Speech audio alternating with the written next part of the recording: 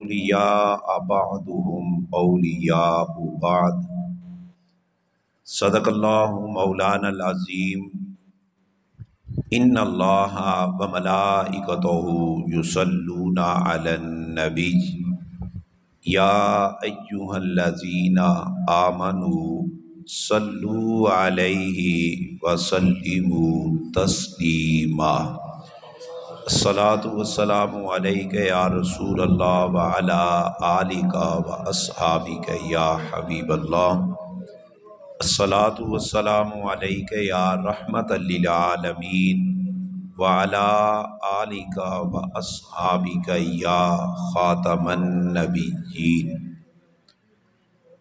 اللہ تعالیٰ کی حمد و ثنا اور اس کے پیارے محبوب نبی اکرم نور مجسم شفیع معظم مولائے کل دنائے سبل ختم الرسل امام الانبیاء جناب محمد مصطفیٰ صلی اللہ علیہ وآلہ وسلم کی بارگاہ مقدسہ میں ہدیہ درود و سلام کا نذرانہ پیش کرنے کے بعد اللہ پاک کا بے پناہ احسان اور شکر ہے کہ جس نے اپنی توفیق خاص سے ہمیں آج یہ نماز جمعہ پڑھنے کی توفیق عطا فرمائی۔ دعا کریں کہ خالق کائنات ہمیں یہ نماز صحیح معنوں میں ادا کرنے کی توفیق عطا فرمائے۔ معزز احباب، آج کے جمعۃ المبارک کے موقع پر چند اصلاحی باتیں موجودہ حالات کو سامنے رکھتے ہوئے آپ لوگوں کے سامنے عرض کر رہا ہوں۔ اس دعا کے ساتھ اے خاصہ خاصان رسول، وقت دعا ہے، امت پہ تیری آ کے عجب وقت آن پڑا ہے۔ جو دین بڑی شان سے نکلا تھا وطن سے، آج وہ غریب الغربا ہے۔ جس دین نے تھے آ کے غیروں کے دل ملائے، آج بھائی سے بھائی جدا ہے۔ آج کا ماحول کسی سے چھپا ہوا نہیں کہ اس وقت امت مسلمہ کن آزمائش والی گھڑیوں سے گزر رہی ہے، اور اس وقت مسلمانوں کے ساتھ جو حشر ہو رہا ہے پوری دنیا میں، وہ کسی سے چھپا ہوا نہیں، چاہے کشمیر ہو، فلسطین ہو، بوسنیا ہو، بلکہ ہمارے اپنے ملک میں بھی جو مسلمان زندگی بسر کر رہا ہے، یہ کوئی عزت کی زندگی بسر نہیں کر رہا۔ حالانکہ مسلمان کی یہ شان ہے، ہر لحظہ مومن کی نئی آن نئی شان، گفتار میں کردار میں اللہ کی برہان۔ مومن جہاں بھی وقت گزارے، دنیا کے جس خطے میں رہے، مومن کی یہ شان ہے کہ مومن عزت سے جیتا ہے، عزت سے مرتا ہے۔ لیکن اس وقت بالخصوص جو فلسطین میں مسلمان بچوں کے ساتھ، بچیوں کے ساتھ، بوڑھوں کے ساتھ، جوانوں کے ساتھ جو سلوک کیا جا رہا ہے، آج اگر کوئی ہمارا پاکستانی مسلمان جان بوجھ کر آنکھیں بند کر لے تو اس کا تو علاج نہیں، ورنہ ان کی چیخ و پکار، ان کی آہوازاریاں آج پوری دنیا کے مسلمانوں کے دلوں پر دستک دے رہی ہیں اور انتظار کر رہی ہیں کہ مسلمان کب بیدار ہوں گے، کب اٹھیں گے، ہماری مدد کو پہنچیں گے۔ چھوٹے چھوٹے بچوں کو ذبح کیا جا رہا ہے، اور بوڑھوں کے ساتھ اور خواتین کے ساتھ جو سلوک کیا جا رہا ہے، حقیقت بات یہ ہے کہ مسلمان اسے دیکھ کر برداشت بھی نہیں کر سکتا۔ اور لیکن عجیب بات ہے کہ مسلمان پھر بھی ٹس سے مس نہیں ہو رہے. وہ سمجھتے ہیں کہ شاید یہ انہی کے ساتھ ہوگا. میں برملا یہ جمعۃ المبارک کے موقع پر بات کر رہا ہوں. اگر مسلمان یوں ہی سوئے رہے تو یہ سلوک تیرے ساتھ بھی ہوگا، میرے ساتھ بھی ہوگا. اس وقت یہود و نصارہ مسلمانوں پر پوری دنیا پر مسلط ہے. اگر ہم نے اپنے آپ کو بیدار نہ کیا تو ہماری نسلیں بھی تباہ ہو جائیں گی. آج وقت ہے. اعلی حضرت فاضل بریلوی رحمۃ اللہ علیہ نے کہا تھا کہ آج لے ان کی پناہ، آج لے ان کی پناہ، آج مدد مانگ ان سے، پھر نہ مانیں گے گر قیامت کو مان گیا. آج ہمیں ضرورت ہے کہ ہم اپنے کردار کو درست کریں، اپنا قبلہ درست کریں، اپنی خواہشات کے پیچھے نہ دوڑیں بلکہ اللہ اور اللہ کے رسول کے حکم کے مطابق دوڑیں. یہ جو ذلت و رسوائی کا منہ ہم دیکھ رہے ہیں اس کا سب سے بڑا سبب مسلمان ہو کر کلمہ پڑھ کے جب قرآن کو بطور تبرک گھر میں رکھ لیا، بطور تویز گھر میں رکھ لیا، بطور شفا گھر میں رکھ لیا، تو پھر مسلمانوں کا یہی حال ہوگا. مسلمانوں کو چاہیے کہ وہ قرآن پاک کو صرف بطور تبرک، بطور تعویذ یا بطور شفا حاصل نہ کریں بلکہ قرآن کھولیں اور قرآن سے پوچھیں کہ ہمارا رب ہمیں کیا فرمانا چاہتا ہے، ہمیں کس راستے پر لانا چاہتا ہے. ہم نے چونکہ اس مشن کو چھوڑا، اس راستے کو چھوڑا جس کے نتیجہ میں آج مسلمانوں کا یہ حشر ہو رہا ہے. سائیں اکھی پھیریاں میرا ویری ملک تمام، ذرا سی جھانکیں مہر کی لاکھوں کرے سلام. اگر بندہ مومن جب رب کا ہو جاتا ہے تو پھر ساری کائنات اس کی ہو جاتی ہے. علامہ اقبال نے دیکھو نا کتنے پیارے انداز میں کہا تھا کہ محمد سے وفا تو نے تو ہم تیرے ہیں، یہ جہاں چیز ہے کیا لوح و قلم تیرے ہیں. دوسرا اپنے نبی کا بن، اپنے رب کا بن، پھر دیکھنا تیری نصرت کو آج بھی فرشتے آ سکتے ہیں.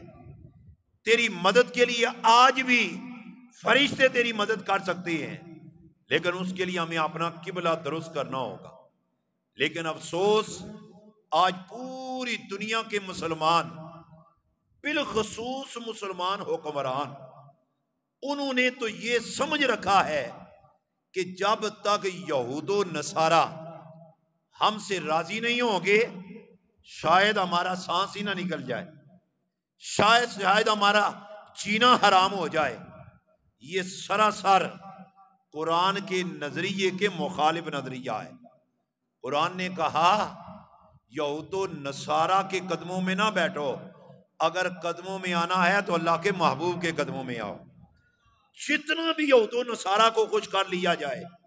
میں برملا یہ بات کر رہا ہوں، دیکھو نا ابھی تک ہمارے ملک میں یا دیگر اسلامی ممالک میں، صرف اپنے ملک کی بات نہیں کر رہا، پوری دنیا کے جتنے بھی اسلامی ممالک ہیں اس وقت فلسطین کی مدد کو کیوں نہیں پہنچ رہے، کیوں نہیں آواز بلند کر رہے؟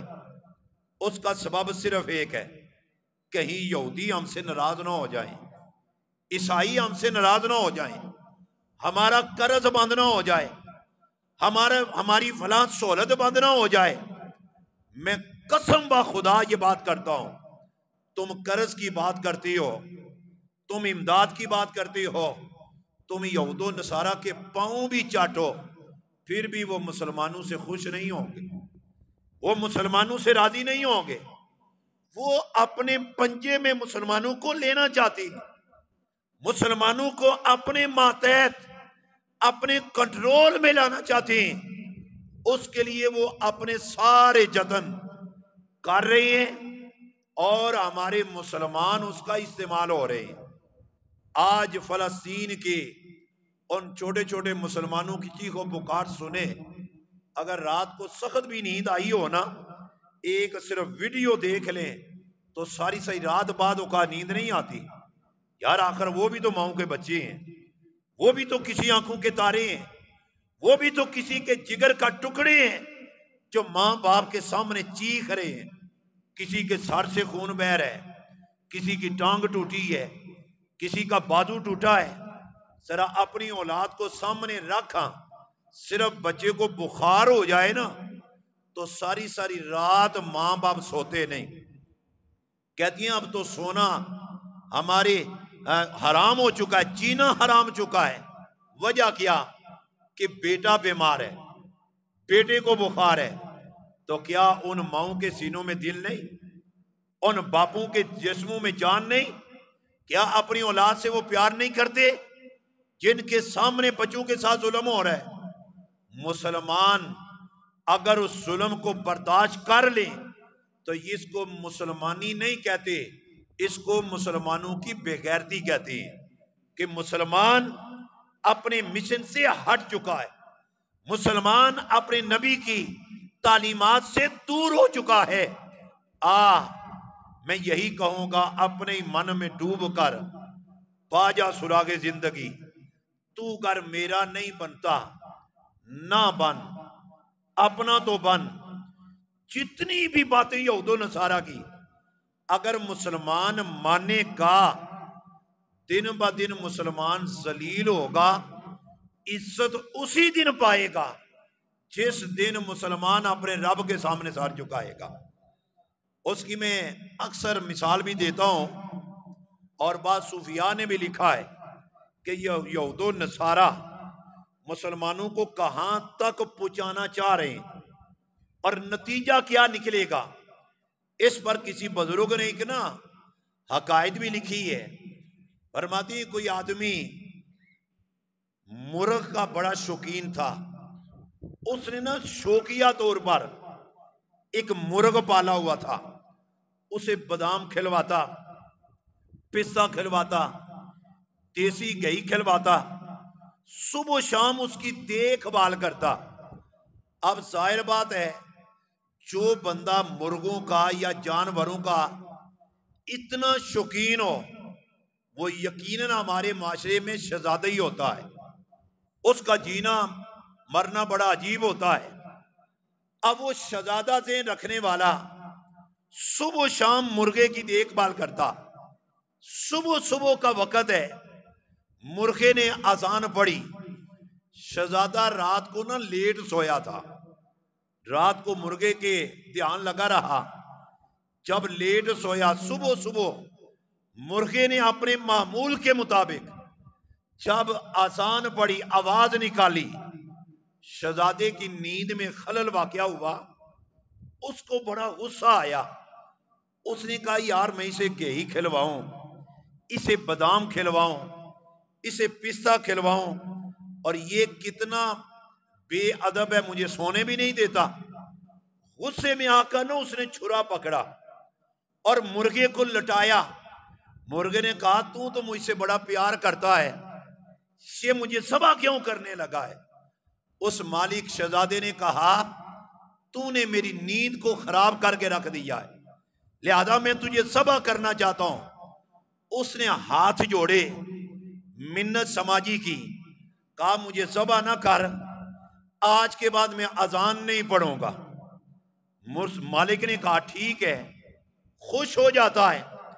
دوسرا دن آیا، مرغے نے سوچا اگر اذان پڑھی تو میں ذبح ہو جاؤں گا، اس کے اندر جو جوش تھا اس سے سنبھالا نہ گیا، اس نے اپنے پر کھڑکھڑائے۔ اب پر کھڑکھڑانے کی جب آواز آئی تو مالک کو پھر جاگ آ گئی، اس نے کہا آج اذان تو نے نہیں پڑھی پر نیند تو پھر نے خراب کر ڈالی ہے۔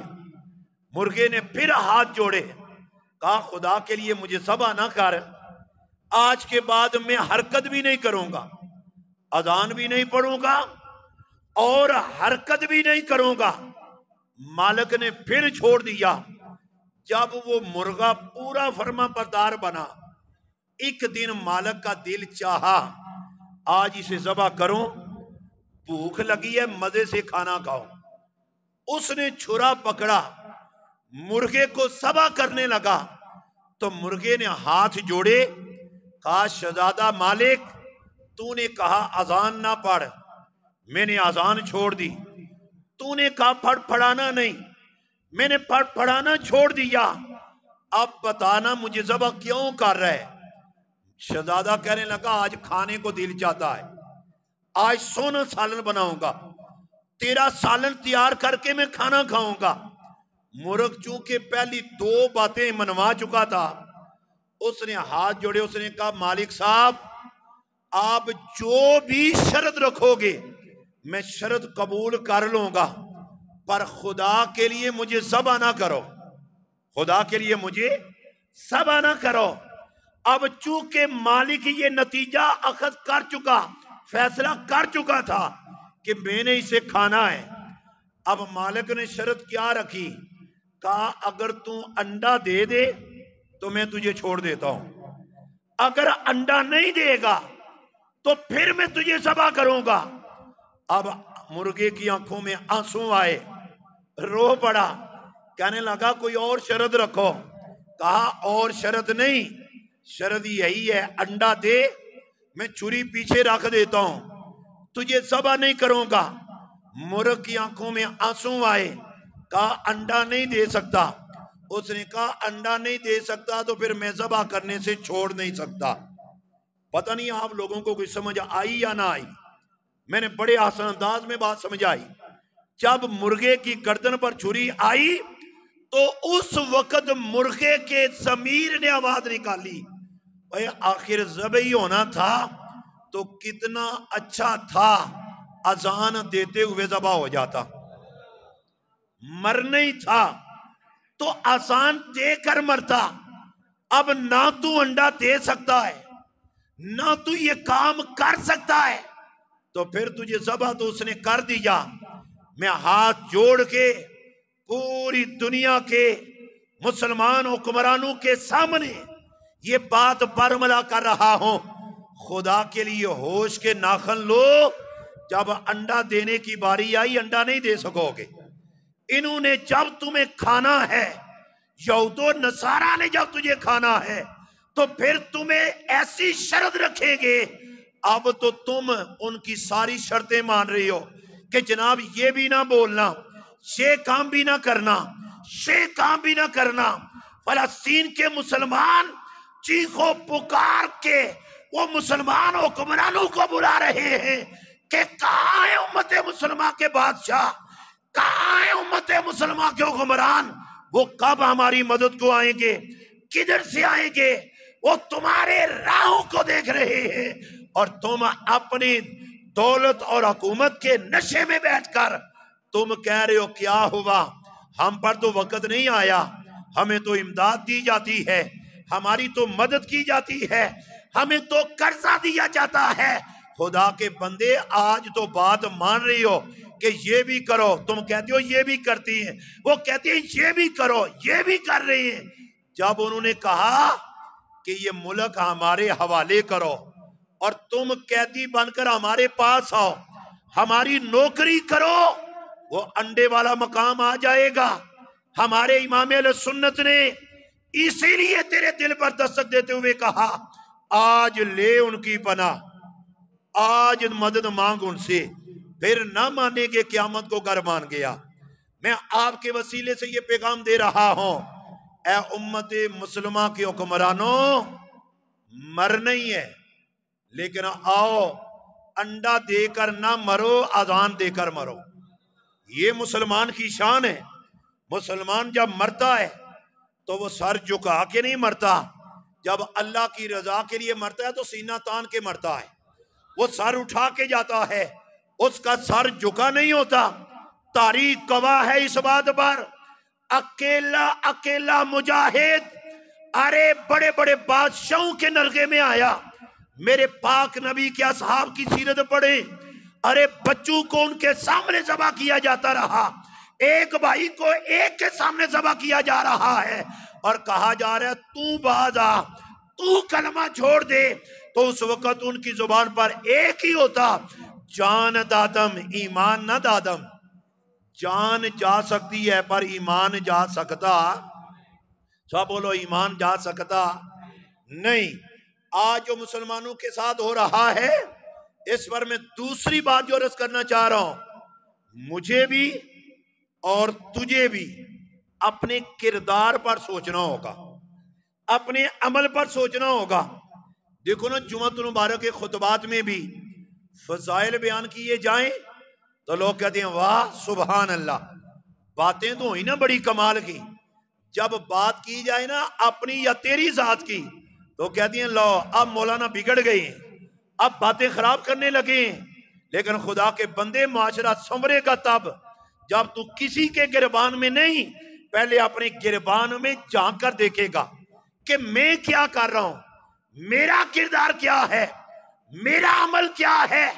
اگر تجھے آج یہود و نصارہ کا ڈر ہے، دشمن کا ڈر اور خوف ہے، تو تجھے سوچنا ہوگا کہیں میرے ایمان کو کوئی فرق تو نہیں لگا ہوا، کہیں میں کچا مومن تو نہیں بن گیا، کہیں میں راہ راست سے ہٹ تو نہیں گیا۔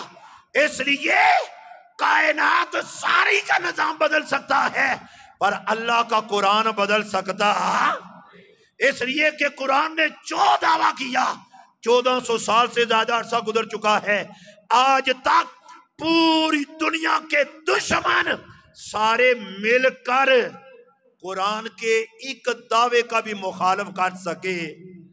سب بولو مخالف کر سکے۔ بس دیکھو ہمارے لیے کیا قرآن نے دعویٰ کیا، وَأَنْتُمُ الْأَعْلَوْنَ إِن كُنْتُم مُؤْمِنِينَ۔ ترجمہ نہیں آتا تو سبحان اللہ کیا کہنی ہے آپ نے؟ انتم الْأَعْلَوْنَ إِن كُنْتُم مُؤْمِنِينَ۔ اللہ فرماتا ہے غالب تم ہی ہوں گے، مومن مراد ہے، غلبہ تمہارا ہوگا، فتح تمہاری آگے بڑھ کر قدم چومے گی۔ کہا میں رب تمہیں تسلی دیتا ہوں کامیابی تیری ہے پر شرط صرف ایک میری ہے۔ کہا کامیابی تیری، فتح تیری، غلبہ تیرا، پر شرط کیا ہے؟ اور میں تو پکا مومن بن۔ قرآن کے لفظ ہے وَأَنْتُمُ الْأَعْلَوْنَ إِن كُنْتُم مُؤْمِنِينَ۔ تو پکا مومن بن، غلبہ 313 میں بھی تیرا تھا، 10,000 میں بھی تیرا تھا، کربلا میں بھی تیرا تھا، آج بھی تیرا ہے، لیکن شرط ہے ایمان۔ لیکن یہ کون سا ہے؟ نہیں جناب، ادھر صاحب ادھر سے بھی سہارا لے لو، ادھر سے بھی سہارا لے لو، پکا مومن بن کر قدم اٹھاؤ، پوری دنیا پہ چھا جاؤ گے۔ اور ساتھ ہی رب نے نا جھنجھوڑتے ہوئے مسلمانوں کو کہا اگر میری نہیں نہ مانو گے، میرے ذکر سے روگردانی کرو گے، میری بات پہ یقین نہیں کرو گے، اگر میری بات سے دور بھاگو گے تو رب فرماتا ہے میرا دوسرا بھی دعویٰ ہے، اور دعویٰ قرآن میں ہو رہا ہے۔ دیکھو اگر قصہ کہانی بیان کرو یہیں پہ چھوڑ جانا، لیکن بات ہونے لگی ہے رب کے قرآن سے تو پھر اپنے گربان میں جا کر اپنے آپ کو دیکھنا ہوگا۔ اللہ فرماتا ہے وَمَنْ أَعْرَضَ عَنْ ذِكْرِي فَإِنَّ لَهُ مَعِيشَةً ضَنْكًا۔ فرمایا اگر تم نے روح گردانی کی، میرے ذکر سے منہ موڑا، فرمایا میں قادر مطلق ہو کر اعلان کر رہا ہوں میں تیرا جینا تنگ کر دوں گا۔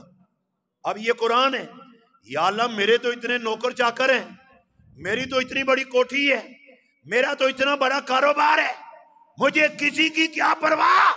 فرمایا اوے چین کاروبار سے نہیں ملتا، اچھا جینا پیسے سے نہیں ملتا، تو پیسے کے زور پر نرم و غذا بستر لے آئے گا پر میٹھی میٹھی نیند کس سے لے کر آئے گا؟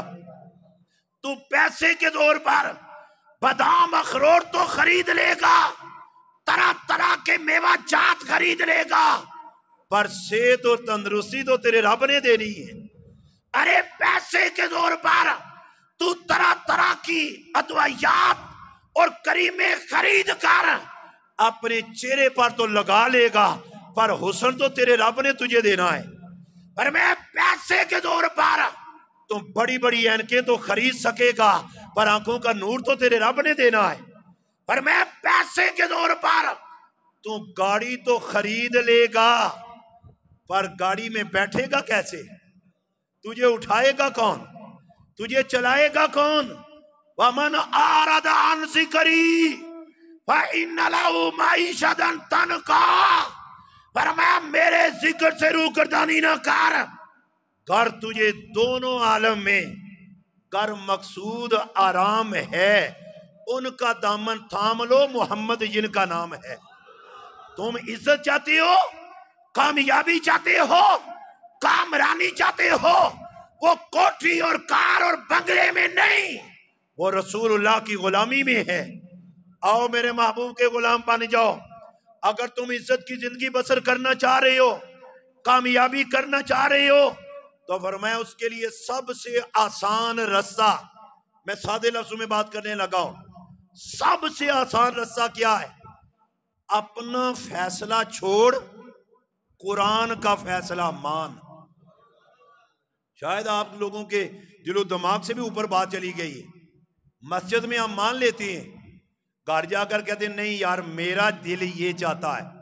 بھائی تیرا دل ہے کیا؟ تیری اوقات کیا ہے؟ شریعت کہتی ہے یہ کر، کہتی ہے مانتا تو ہوں پر اصل میں نا میرا دل یہ چاہتا ہے، میری سوچ ایسی ہے.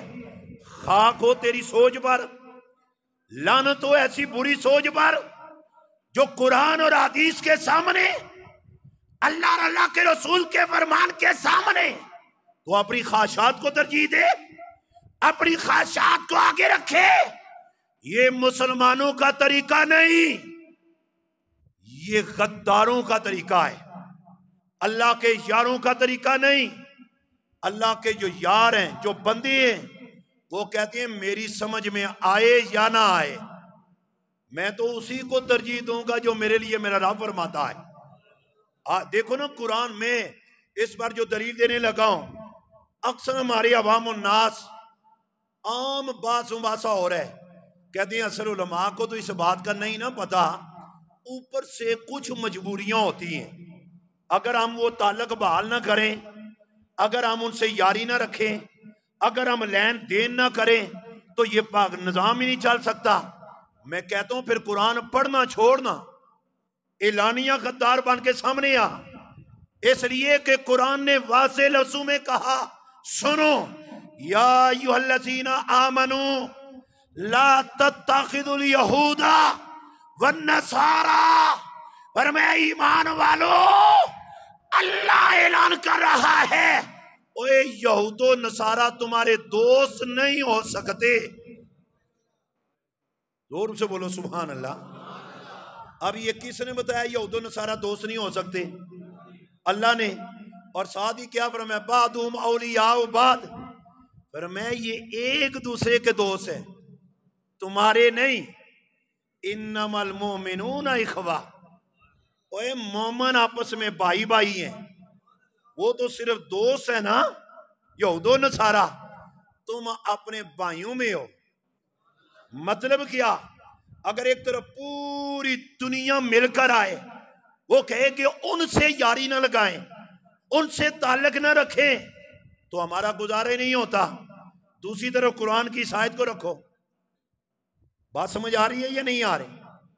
بھائی ایک طرف ساری دنیا کے لوگ جمع ہو کر کہتے ہیں یہود و نصارہ سے تعلق نہ رکھیں تو نظام ہی نہیں چلتا. میں کہتا ہوں اگر ان سے تعلق رکھنے سے اوے تیرا نظام نہیں چلتا تو قرآن کہتا ہے پھر تعلق ادھر بنانے سے تیرا ایمان نہیں چلتا. یا قرآن کو مان یا اپنے فیصلے کو مان. قرآن نے جو کہہ دیا کہ وہ تمہارے دوست نہیں، تو کیا کچھ شک کر سکتا ہے؟ سب بولو. جب شک نہیں، بات پکی ہے، تو پھر ہمیں چاہیے نا دوستی مسلمانوں سے لگائیں. لیکن مسلمان ایک دوسرے کی طرف، بات دیگر ممالک کو چھوڑو، اپنے ملک کو دیکھ لو. ملک کو بھی چھوڑو، اپنے محلے کو دیکھ لو. محلے کو بھی چھوڑو، اپنے گھر کو دیکھ لو. भाई भाई की तरफ तो पकड़ के खड़ा है, बाप बेटे की तरफ बंदूक पकड़ के खड़ा है, बेटा यार की तरफ बंदूक पकड़ के खड़ा है। ये मुसलमानों का तरीका नहीं है। जिनसे यारी लगानी है उनसे लगाओ, प्यार करना है तो मुसलमानों से करो। अगर कुरान ने कह दिया कि तुम्हारे दोस्त नहीं हो सकते, ये एक बार नहीं, 100 बार नहीं, 1000 बार यहूदो नसारा दोबारा जमी कर आए, 1000 बार गुस्ल करके आए। मैं रब्बे काबा की कसम उठा के कहता हूं, वो किसी दौर में भी मुसलमानों के दोस्त हो सकते हैं। क्या बोलो, दोस्त हो सकते? जिसको मेरी बात या इस पैगाम में शक है, मैं उनके लिए सादे लफ्जों में दलील देता हूं। अलहम से लेकर व नास तक कोई एक आयत भी ऐसी है कि खुदा ने कहा हो ऐसा होगा और ऐसा ना हुआ हो? कोई आयत भी है? देखो ना, यहूदो नसारा गैर मुसलम सारे सुबह शाम इतनी ताकीद कुरान पे मुसलमान नहीं कर रहे जितनी वो कर रहे हैं कि हम कहीं ना कहीं से इनको माज़अल्लाह झूठा साबित करें। पर 1400 सालों में एक बात भी गलत साबित है। बस मैं एक आम मिसाल देता हूं। कुरान ने दावा किया है कुल्लु नफ्सिन ज़ाइक़तुल मौत। ये दावा है ना, किसका दावा है? अल्लाह का। अब इतनी जो ज्यादा तरक्की हो चुकी है इस वक्त पूरी दुनिया में, क्या पूरी दुनिया के साइंसदान मिलकर किसी एक बंदे को बचा सकते हैं? आने जो खामोश है उन्होंने उम्मीद रखी होगी कि चलो औखे वेले बुला लेंगे, हम पैसे खर्च कर लेंगे। और तेरी मेरी क्या बड़े बड़े बादशाह जिनके पास खजाने का हिसाब ही कोई नहीं, पर एक बच्चे को भी बचा सके। क्यों? अगर बच्चा बचे, बंदा बचे, तो कुरान पे हरफ आता है। कुरान कहते हैं हर जानदार ने, हर नफ्स ने मौत का जायका चखना है। सारे मिलकर भी आ जाएं, बंदे को बचा सकते नहीं। क्यों? कुरान का हर दावा हक है, हर दावा हक है। जैसे इसमें यकीन है ना, कुल्लु नफ्सिन ज़ाइक़तुल मौत पर अगर हमारे हुक्मरानों को यकीन है तो मैं कहता हूं जैसे इस पर यकीन है ऐसे ही इस आयत में भी यकीन रखो। ला तत्ताखिदुल यहूदा वन नसारा औलिया बादुहुम औलिया बाद, कि यहूद और नसारा मुसलमानों के दोस्त हो सकते? तो फिर किस बात की अंडे की इंतजार कर रहे हो कि कब हमें ऑर्डर होगा कि अंडा दो? हम कहते हैं हाँ, आज बाद आ जाओ, पक्के मुसलमान बन जाओ। उनके जो हम गुलाम थे, देखो ना कितनी प्यारी बात हुई। उनके जो हम गुलाम थे खल्क के पेशवा रहे, उनसे फिरे जहां फिरा, आई कमी वकार में। आज जो हमारे वकार में कमी आ रही है उसका सबब सिर्फ यही है कि मुसलमानों ने दो रुखी शुरू कर दी है। जेड़ा दोहां तैरां दा सांझा उन्हों माही कदे ना मिलिया। जेड़ा दोहां तैरां दा सांझा इको पासा रख ले, या हीरे या खीरे या रांझा। अगर दुगला पलीसी से चला तो फिर तूने कामयाब होना नहीं। लिहाजा आओ पूरी दुनिया में मुसलमानों को चाहिए अपनी आवाज बुलंद करें। आज जुम्मतुल मुबारक के मौका पर हम अपना हक अदा करते हुए, जहां तक हमें हिम्मत है या हम हमारे पास कंट्रोल है, हम आवाज बुलंद कर रहे हैं कि हमारा यहूदो नसारा के साथ कोई ताल्लुक नहीं। हम कल भी फलस्तीन के मजलूम और वहां के रहने वाले तमाम मुजाहिदीन मुसलमानों के साथ थे, आज भी उनके साथ हैं। हम एलानिया कह रहे हैं, अभी नमाज जुमा के बाद जिदिया चौक से यकजहती फलस्तीन के हवाले से रैली भी निकाली जा रही है।